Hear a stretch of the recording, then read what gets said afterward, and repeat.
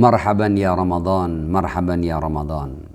Bismillahirrahmanirrahim. Alhamdulillahi rabbil alamin. Allahumma salli ala Muhammad wa ali Muhammad. Kita masih akan melanjutkan tema bagaimana kita mampu meraih ketakwaan dengan puasa. Dan pada pertemuan kali ini kita akan melanjutkan pada unsur yang terakhir, unsur yang ketiga, yaitu unsur ruhani. Unsur ruhani ini adalah bagaimana seorang mukmin, seorang muslim,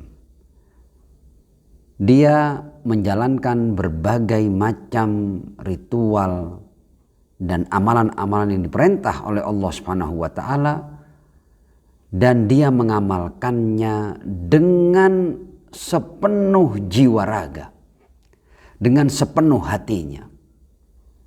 Dia beribadah bukan hanya dengan gerak-gerik anggota tubuhnya, namun dia juga melibatkan jiwanya, melibatkan ruhnya dalam penghambaan kepada Allah Subhanahu wa taala. Ar-Rasul sallallahu alaihi wa alihi mengatakan bahwa yang bisa menjadi indikator bahwa seorang mukmin, seorang muslim itu betul-betul beriman kepada Allah Subhanahu wa taala adalah ketika mereka akhirnya sampai pada hal yang paling dia cintai, yaitu menghamba kepada Allah Subhanahu wa taala.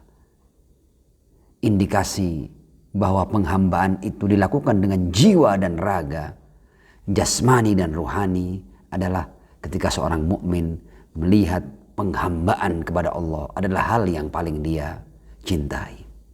Ar-Rasul sallallahu alaihi wa alihi dalam salah sebuah sabdanya berucap seperti ini: afdalun nas man asyiqal ibadah.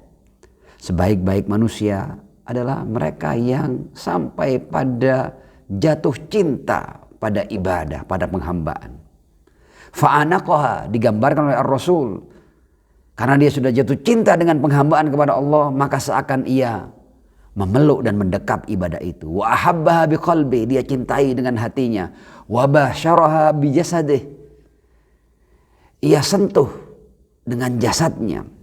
Wa tafarragha laha, dan dia luangkan seluruh waktunya untuk menghamba kepada Allah Subhanahu wa taala.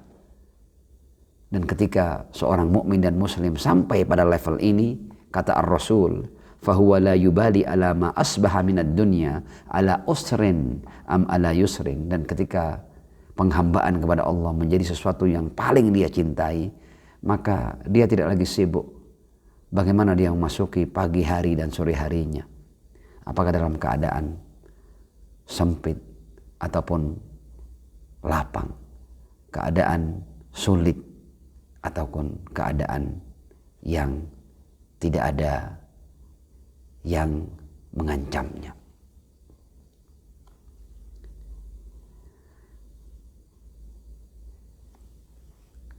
Terkait dengan puasa yang merupakan salah satu praktek dan pelatihan yang dianjurkan oleh agama untuk dilakukan oleh mukmin dan muslim,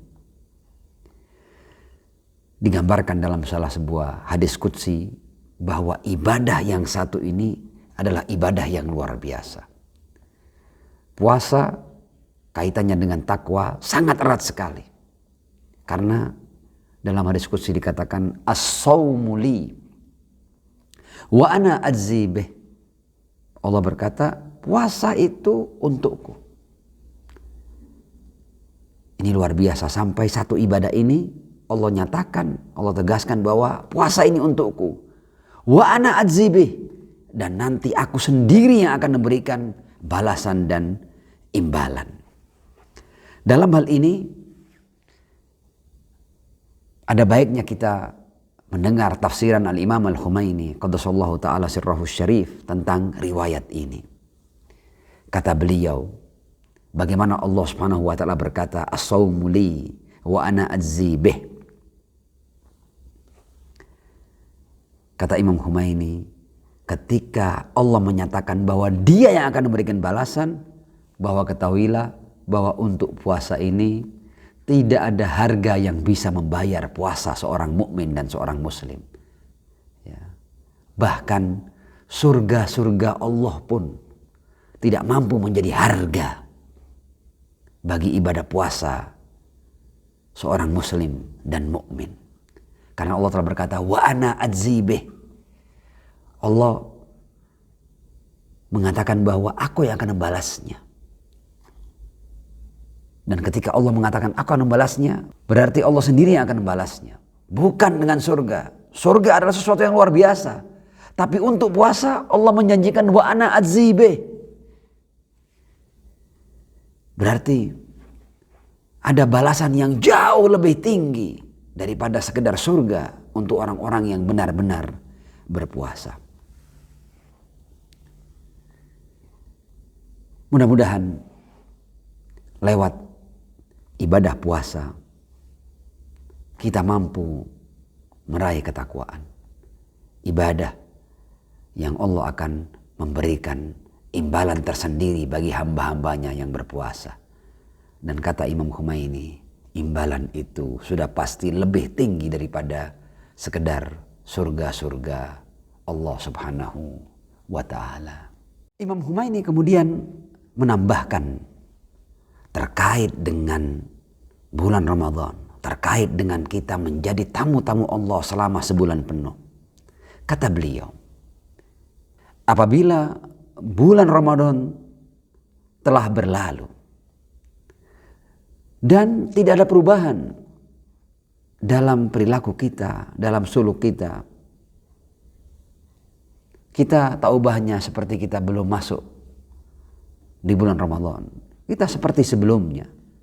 Seandainya Ramadan tidak memberikan perubahan pada suluk dan perilaku kita, kata beliau menegaskan, ketahuilah bahwa puasa yang diminta kamu untuk melakukannya itu belum terlaksana. Dan apa yang kamu lakukan dengan tidak makan dan tidak minum dan menjaga hal-hal agar puasa kita tidak batal, itu tidak ubahnya seperti puasanya binatang dan hewan. Hewan ada kalanya ketika mereka berkelana di hutan, di padang pasir, di musim-musim tertentu, mereka juga tidak dapat makanan, tidak dapat minuman. Dan kalau puasa kita tidak memberikan perubahan pada suluk dan perilaku kita, maka puasa kita tak ubahnya dengan puasa binatang dan hewan yang tidak mendapatkan makanan dan air minumnya. Imam Khomeini melanjutkan, kalian telah diundang di bulan ini menjadi tamu-tamu Allah. Dan jika tidak ada perubahan pada diri kalian, berarti kalian belum menyambut dan mengatakan labbaik pada panggilan Allah Subhanahu wa ta'ala. Kamu belum menunaikan tugasmu sebagai tamu, dan kamu belum menghargai benar Allah sebagai penerima tamu. Syahrukum mubarak wa dumtum fi riayatillah. Thumma assalamu alaikum warahmatullahi wabarakatuh.